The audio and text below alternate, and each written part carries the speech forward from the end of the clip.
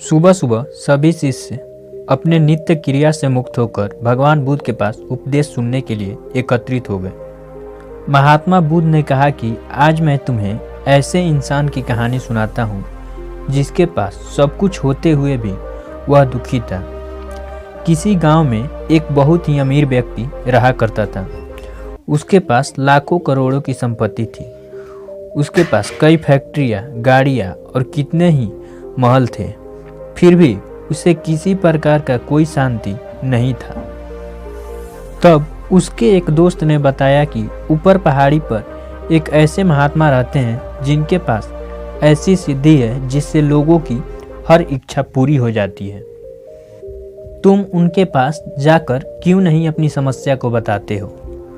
वह धनी व्यक्ति यह सुनते ही वह तुरंत उस साधु के पास पहुंच गया। वह साधु सारा दिन उस व्यक्ति को धूप में खड़ा रखा। गर्मी के मौसम होने के कारण उसका हाल गर्मी से बहुत ही परेशान था। वह धनी व्यक्ति उस साधु पर बहुत ही गुस्सा आ रहा था। साधु खुद तो छांव में बैठा था और उस धनी व्यक्ति को धूप में खड़ा किया था।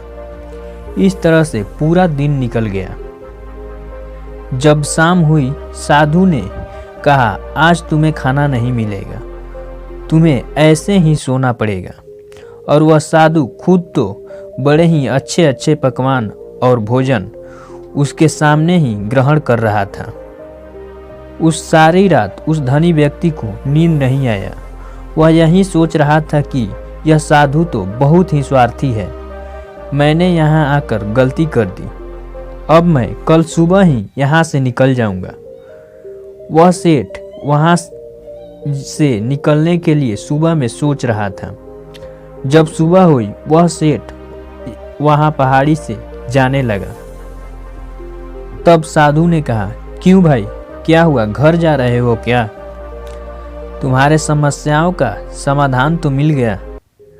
तब उस व्यक्ति ने कहा कि आपके पास मैं आया कि मेरी समस्याओं का आप समाधान करेंगे, लेकिन आपने तो कुछ सिखाया ही नहीं। उस साधु ने कहा कि मैंने तुम्हें इतनी शिक्षा दी और तुमने उसमें से एक भी ग्रहण नहीं कर पाए क्या? उस व्यक्ति ने चौंक कर बोला, क्या? कैसी शिक्षा?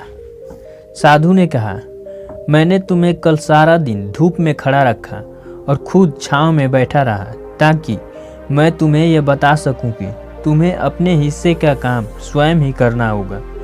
तुम्हारे ऊपर दुख है तो तुम्हें उसे स्वयं ही काटना होगा। दूसरा कोई भी इंसान तुम्हारे दुखों को कम नहीं कर सकता। और कल तुम्हें भूखे रखकर और तुम्हारे ही सामने मैंने अच्छे अच्छे भोजन किए ताकि तुम्हें यह बता सकूं कि जब तुम्हें भूख लगेगी तो तुम्हें स्वयं ही भोजन की तलाश करना पड़ेगा। दूसरे के भोजन करने से तुम्हारा पेट नहीं भरेगा। ठीक उसी तरह तुम शांति की सिद्धि यहाँ पाने आए थे तो उसके लिए तुम्हें स्वयं ही तपस्या करनी पड़ेगी। मेरी तपस्या और मेरी सिद्धि तुम्हारे किसी काम के नहीं आएंगे।